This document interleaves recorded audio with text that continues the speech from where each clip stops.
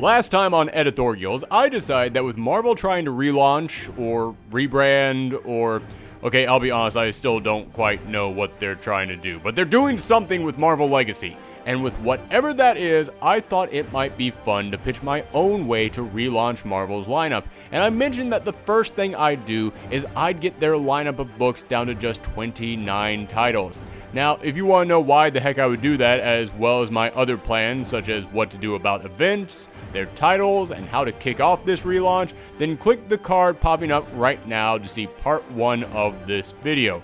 But today, on part 2 of this ediTHORGIals, we're going to start going down my list of my dream 29 titles, and we're going to start with Marvel's flagship series, The Avengers. Now, before I begin, let me just make something clear about the titles I'm going to pitch. A, we're not relaunching the Marvel Universe. We're not erasing anything that's happened. Civil War II, Secret Empire, all of it still happened.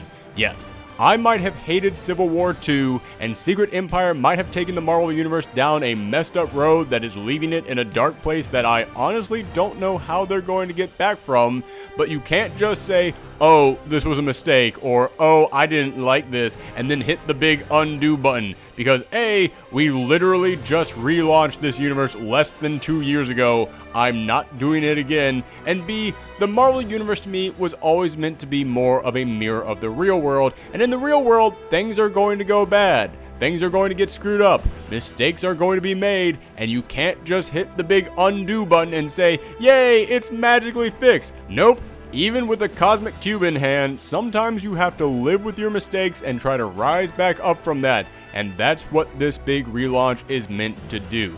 This is supposed to be that climb back up from how far down we've fallen to where we should be. So this relaunch is not starting from fresh. Everything that's happened in the Marvel U is where we're starting, and that means the Fantastic Four are still off in space, Peter Parker is still running Parker Industries, and 2 months ago, evil Steve Rogers took over the United States. Also, I'm going to give you my pitch for many of these books, and that means that for several of these titles, I'll even tell you the creative team I'd put on the series. But again, I'm trying to think in terms of what Marvel could actually do. This means I'm going to try to work with the writers and artists Marvel already has access to, meaning I'm not going to pick up a writer who would never ever come over to Marvel to work on a book. I'm going to try and think of people Marvel actually could get to work for them. But okay, that's enough stalling. Geez, even when I have a whole half-hour long part 1 to a video, I still need to stop for about 5 minutes to over-explain things. Okay, enough of that, let's get into this thing. We're going to start with the first 7 books, the Avengers titles. That means the Avengers, Captain America, Thor, Hulk, Iron Man, Captain Marvel, and Black Panther. Let's start with Black Panther simply because he'll be the easiest one to pitch. Just let Ta-Nehisi Coates keep doing what he's doing. He understands that character, knows his history, has some cool ideas for him, and he got a whole new fan base on board for that character and that series. So leave him alone. Done. Easy. Next title. On to Captain Marvel. Okay, I love that Captain Marvel is currently the head of Alpha Flight, which has been turned into Earth's #1 defense against threats from space. So that stays. However, Marvel keeps pitching her as being the Earth's mightiest hero, and we haven't really seen her do anything on that level in a long time. In fact, most of her stories over the past few years has been more political and emotional issues, which is a good idea, even if Marvel doesn't always do it right, but we need to see her doing some actual heavy-duty superheroing. There's a reason one of the fans' favorite panels from the Kelly Sue run on the book was when she punched a dinosaur. You need to show what a powerhouse she is and show her actually doing some awesome stuff with those powers. And you need her to go back to being an inspiration to people. That was a big part of Kelly Sue's run, where everyone fell in love with her because she was such an inspiring character. But ever since Kelly Sue left the book, she's kind of been, well, yeah. So in the new Captain Marvel book, she's going back to being Marvel's Superman, their Wonder Woman. She's going to fight world-ending monsters. She's going to fight mad gods and walking doomsday machines. We're going to have her battle impossible odds to a standstill, then turn around and tell some kids to believe in themselves and do their homework, then head over to the UN to give a speech about how helping the less fortunate is a good thing. Marvel wants Carol Danvers to be their #1 hero, and hey, that's fine by me. She's named after the company, for crying out loud. So let's actually do that. Let's actually have her become the defining example of what it means to be a superhero. But who to write it? Well, honestly, if you want someone writing a hero who inspires people and is all about hope and making the world a better place, right now, I think Jodie Houser is doing a great job with that over in the Faith book by Valiant. So I'd ask her to come to Marvel and take that and crank it up to 11 on this book. Now, next up, we're getting into the legacy characters. And as you guys know, a lot of people like the Marvel legacy characters, a lot of people don't like them. I personally love the idea of legacy characters, and I think for the most part, Marvel has done a pretty good job with them. So I'm going to keep as many of these characters around as possible, and that starts with Sam Wilson as Captain America. Now, as we all know, in Marvel Legacy, Sam Wilson is going back to being the Falcon, while Steve Rogers becomes Captain America again, but this is my version of Marvel Legacy, and yeah, that ain't happening. Secret Empire has been all about Steve Rogers coming back to life, but it's also been all about Sam Wilson realizing why it's important for him to be Captain America, of realizing why he needs to embrace this title. It's been the story of his fall and then his rise back up as a true Captain America who stands up to evil and speaks for those who need a Captain America. So why in God's name are you going to have him stop being Captain America right after he realizes that? Seriously, I know a lot of people want Steve back as Captain America, but they had this whole storyline leading up to Sam earning the title of Captain America, so having him going back to being the Falcon in Marvel Legacy just reeks of desperation. It reeks of Marvel saying, oh geez, we have to make the old fans happy. Screw everything we had been working on. Get Steve back in there now. So I'm not doing that. Not only do I personally love Sam Wilson as Captain America, but just speaking in terms of storytelling, you don't have the hero rise up just to give up. Plus, remember, an evil Steve Rogers who worked for Hydra has spent the last year being an evil monster who took over the planet. Yeah, man, I know that wasn't our Steve. I know that wasn't alternate reality Steve. But damn, man, I'm not ready to look at Steve again just yet. The last 2 years put a bad taste in my mouth for Steve Rogers, so I need some time before he comes back. So I say, you have Steve tell Sam he earned the shield. He truly is Captain America. Then either you have Steve head out and start hitchhiking across America, basically walking the earth, Kane from Kung Fu style, just to rediscover America, just to find himself again, and you have him do that for a few years before he comes back, maybe have a Nomad miniseries here starring him pop up just to show what he was doing on the road, or you have him go back to being the top officer for S.H.I.E.L.D.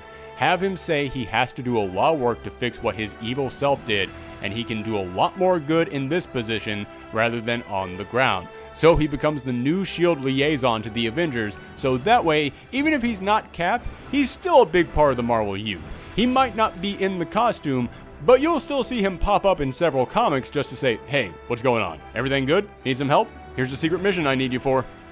And as for who to work on the Sam Wilson series, honestly, Marvel already has the perfect answer for that. They're just not using them on the Sam Wilson series. They announced that in the new Captain America series starring Steve Rogers, they're going to have Mark Waid and Chris Samnee.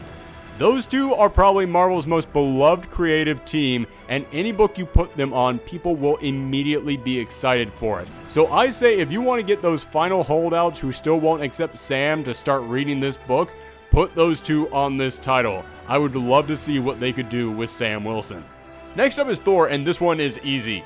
Keep Jane Foster. The Jane Foster Thor is still selling incredibly well, and it's one of the few legacy characters still bringing in new readers to this day. Most of these legacy characters get new readers in for the first 6 months, then it slowly starts to die off, but I still see new readers coming in and asking for the Jane Foster Thor. Plus, when it comes to these legacy characters, many people tend to ask, yeah, but what about the movie fans? Won't they be confused?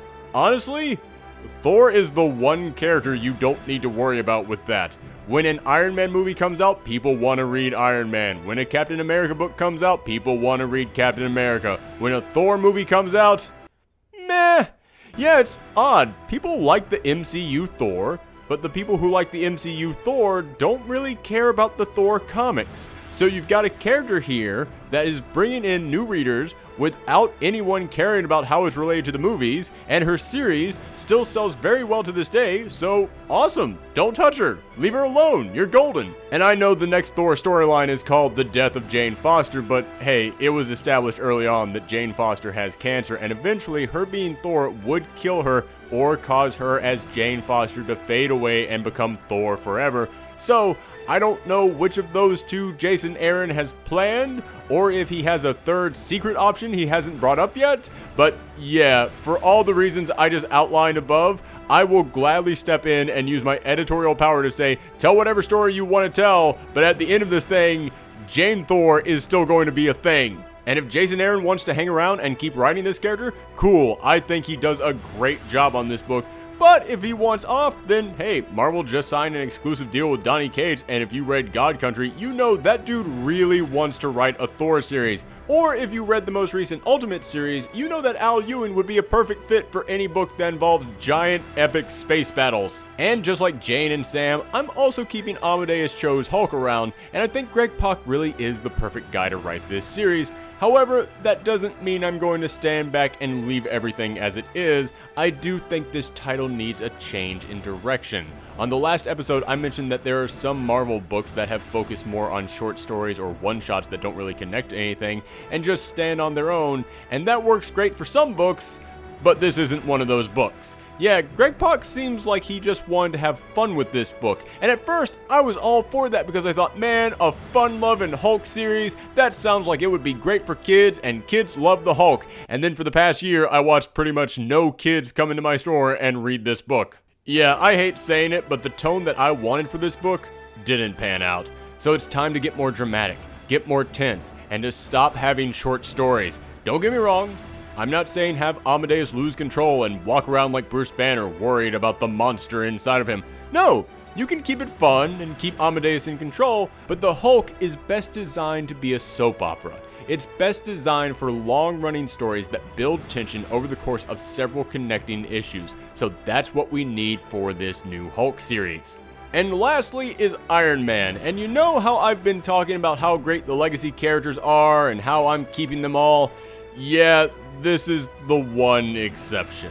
The idea of Riri Williams as the new Iron Man is totally fine. Another young genius and Tony Stark comes in and trains her to be the new Iron Man. That's awesome. But Marvel totally screwed the pooch on how they introduced her. Unlike Jane Foster, Sam Wilson, and Amadeus Cho, Riri Williams was created solely to replace Tony Stark. She first appeared just a few issues before Tony Stark was put into a coma. They spoke so few times I could count them on one hand, and then bam, she's out there as the new Iron Man. Legacy characters are great, but you have to have them be characters beyond just existing to replace the previous guy, which is how they've treated Riri. She was just thrown in our faces before we got a chance to know her, and Marvel said, she's the new Iron Man, you love it, right? And audiences said, wait, what now? What happened to the old guy? Who's she again? I've never heard of her. And again, I could look past her being a new character and being created just to be a legacy character if Tony Stark had had his swan song, that big final send-off. But his big final send-off was awful. His death being in quotation marks, in Civil War II was practically insulting. It was there solely to get him out of the way. So yeah, even though I champion pretty much every Marvel legacy character out there and I applaud Marvel for trying to add more diversity to its core characters, Marvel has just handled this too poorly. So for my pitch on Marvel Legacy, I think we just have to hit the redo button on this one, and in the Marvel Legacy one-shot that kicks all of this off, let's have Tony come out of a coma. He will then go back to being the star of this new Iron Man series, but even though he's going to be the star of it, we're still going to have Riri Williams there, and he's going to be doing with Riri what they should have done with her from the start, which is he's going to actually work with her. She's going to become his protege in the book, the character he is constantly training both as a hero and as a scientist, which honestly will be a nice change of pace for Tony because yes, he's had to be responsible for a company, but he's never had to be responsible for the future of another human being before. It'll be a good way to show just how much he's grown as a person. But don't worry, for all the Ironheart fans out there, she won't just be in this series as his protege. I still have a spot for her in this new lineup for her own solo adventures, but I will get to that later. And as for who to write this new series, honestly, I'd be very interested in seeing how Jason Aaron would tackle Tony Stark. I think he has a good grasp on damaged characters with screwed up past, but still have a sense of humor to them. And that brings me to the big finale, the actual Avengers book. Now, as I said, this book is going to try and go back to having a more classic Avengers vibe. Not so much in the lineup, but more in the tone. Because the thing that always made the Avengers unique and made them different from the Justice League was that they were a family. They lived in a house together. They sat down at the table and ate together. They saw each other for breakfast in the morning and at dinner at night. They formed friendships and relationships with each other because they were that close. So we're going to bring that back. And the first part of that is moving them back to the mansion. I'm not saying you can't move them back into Stark Towers or create some brand new place for them, but you need to do something symbolic to show we're working to bring the team back, and taking them back to Avengers Mansion would fit. Plus, one of the big problems that people have had with Marvel over the past couple of years is that they've just changed too much stuff too quickly, and the home base of the Avengers has been a perfect example of that. This is your main core team. They should have a sense of stability to them, and yet over the past couple of years, they have changed locations constantly. Heck, in all new, all different Avengers, they got a brand new base that they didn't even finish building before Civil War II happened, and they then had to move into Parker Industry headquarters. So if you take them back to the mansion, it will also have that sense of stability. It will have that sense of, this is something that lasts. This is something that has stuck around for decades, and it will be here for decades to come. Now, as for the actual lineup, the Avengers have typically had a roster somewhere between 7 and 10 members. Sure, there are examples like Cap's kooky quartet that had only 4 members, or the Hickman Avengers which had close to 30, but in general, it's around that number. So I'm saying it at 10. And for the starters, you need the Trinity: Cap, Thor, and Iron Man. These are the 3 heads of the Avengers lineup, so they are a must. Even if it's not the same original characters, just having characters with those titles would serve a great symbolic purpose being on this team. Next, as I said, Marvel really wants Captain Marvel to be their big premier superhero, so cool, great, love it, I'm there. But if you want her to be your big premier superhero, you really need to put her on your big premier superhero team. Next, we need a few more classic Avengers, just to recapture that vibe and be the symbol of how Marvel used to be before everything was disassembled. So, for starters, I'm going to throw in Clint Barton. Over the past few years, he's either gone down a dark path that tormented his character, or he's been an incompetent clown who lost control of his life. Him returning to the Avengers will be him admitting, yeah, I need to work on me, and being on this team is where I know who I am. So in this series, we're going to watch as he rises back up to being the avenging archer that he always was. Next is the Vision and the Scarlet Witch. These two always had a very interesting dynamic, and this will be the first time they've been on a team together since the Vision used the Scarlet Witch's brain patterns to make himself a wife who went insane. Yeah, they're going to have some great drama and many things to talk about in this series. And we also need the Scarlet Witch on this team, because remember how she kind of went off the deep end, lost control of her powers, and ended up erasing 90% of the mutants off the face of the earth? Well, Marvel realized that this kind of, was such a horrible action that it made her practically irredeemable, so they explained that she didn't actually do that. She actually was possessed by an all-powerful evil spirit, and that's what made her go mad.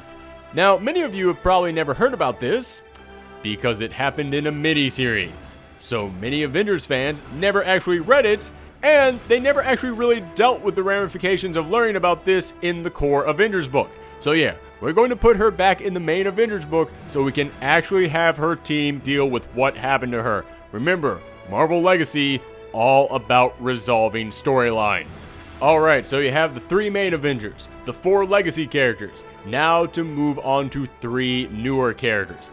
First, I'd go with Nadia Pym, the new Wasp. Not only would she be able to work alongside Tony Stark as one of the team's super geniuses, but also she's the daughter of Hank Pym and being raised by Janet Van Dyne, so she kind of embodies the spirit of 2 classic members of this team. Next, I'd go with Manifold. I honestly had no idea who this guy was until the Hickman run on this series, but after reading up on him, I thought he was awesome. He's got the power to just magically teleport anyone or anything anywhere in the universe instantly. Do you know how useful that power is on a team book? And currently, he's working aside Black Panther in his series, and I almost put Black Panther on this book, but then I thought, man, he's too busy ruling his own country right now. So I could see T'Challa sending Manifold to work on the team as his official representative. Plus, I love his personality. Even though he's got cosmic level powers, he loves classic rock and wants to be a guitarist. I think he and Hawkeye could have a lot of good buddy-buddy moments. And lastly, I want a new member on the team, and I think it would be appropriate to bring one of the members of the Young Avengers up to the major leagues. So I'm going to vote for Hulkling. Now, I know you might be saying he and Wiccan are in a relationship. Why not bring both of them on here? Well, for one, we would then have more than 10 members. And secondly, because you'd have two major magic users on the team, I think on an Avengers book, it's good to have a roster that has a lot of variety in the powers. And thinking about like that, and thinking about getting a variety of powers on this team, Hulkling is a shapeshifter, which would make him very useful on this team, but he's also got a giant cosmic sword that kind of makes him the king of space. So that would be unique. So I say we have Wiccan be offered a spot on this team, but he turns it down for now because he's off training with Doctor Strange. So for the meantime, Hulkling accepts the spot, which again would lead to some great character interactions. I mean, he's going to be marrying Wiccan, who is Scarlet Witch's son, but he has yet to have any actual one-on-one time with her. So I would love to see those interactions. And his biological father was the original Captain Marvel, the same person who trained Carol Danvers, the current Captain Marvel, and we've seen multiple alternate reality futures where Teddy actually becomes the next Captain Marvel. So shouldn't we start putting the two of them closer together? Wouldn't it be interesting to see him and Carol on the same team? Plus, we've seen Wiccan by himself going on adventures and seen his character get explored. Teddy has always kind of just been there with Wiccan. We have hardly ever actually seen Teddy by himself, so I think this would be a great opportunity to see his character really get fleshed out and to see what he's really like when he's there by himself. But that's not to say Wiccan wouldn't join later on. As I said, we start the series with him off training with Doctor Strange just so Hulkling can get a moment to be fleshed out, but then later on you could actually bring him into the core team, as well as several other characters such as the new Quasar, the new Giant Man, and I would even say Amadeus chose Hulk, because like with any good Avengers roster, it will slowly grow and change over time. If you look at any of those classic lineups from any of the great creators on the Avengers books, by the end of their run, the team was always much larger than when it began. But this is the core team I want at the start of this new series. I want these characters to stick around to provide some stability. Every great generation of Avengers books have been defined by a core set of characters who stuck around for years. But these days, the Avengers change so quickly that you don't have a time to get a grasp on any of them. You don't feel like you get to know them, and there isn't enough time for relationships to grow and develop between these characters. They just sort of come and go. So even though some of these members might swap out, in general, this will be the main team for the next few years. And any of them who don't have their own series, and even some of them that do, would move into Avengers Mansion. As I said, I think the Avengers were a family, and a big part of being a family was living together. It was eating a meal together that Jarvis prepared for them. It was waking up to train together. It was lounging by the pool together. It was just getting the opportunity to grow close to one another. And who would write this series? Well, honestly, I still kind of want to see what Mark Waid could do with this book. I think his Avengers series so far has just been okay, but I think the main reason for that is because every 5 issues he has to stop what he's doing so that he can then cross the book over into some big massive event, or he has to change the whole lineup because half the team left. And when you think about the best stuff that Waid has done in his career, it was typically the stuff where you just stepped back and left him alone. So I'd tell him that for the next 3 years, you just get to tell a story with these characters. Think of a story that will take 3 years to tell, and remember this book will be shipping bi-weekly, so you're gonna get 36 issues to tell whatever story you want, completely uninterrupted, I promise. But if he wants off the book, I would actually be interested in seeing what G. Willow Wilson could do on this title. Over in Ms. Marvel, she's written Captain Marvel, Iron Man, heck, she's even written Wolverine. I think she actually captures each of them pretty darn well. So it shows me that she understands the voices of other Marvel characters, and she writes a great family dynamic in that title. And as I said, I want to bring that family dynamic back to the team. So I think she could do a pretty darn good job on this title, but I would also throw out there Jerry Dugan. He had kind of a slow start on his Uncanny Avengers series, but after a few storylines, he got that feeling of a team coming together and being close as they tackled huge threats, so I think he'd be a great fit on here as well. But okay, that is it, ladies and gentlemen, for part 2 of our look at how to relaunch Marvel Comics, and we have now covered all of the Avengers titles, but that still leaves 22 more titles to cover, so come back next week in which we are going to cover the X-Men and the Spider-Man books. So make sure you click that subscribe button and hit that bell so that way you don't miss it. And if you want more updates from me, you can always get them by following me on Twitter, Twitch, and Tumblr at Professor Thorgy. Thanks for tuning in, everyone. And again, if you missed part 1, it is up there to the right now. And if part 3 has already come up, it'll be right below it. So click on those if you want even more from me. Thanks for tuning in, everyone. Come back next time.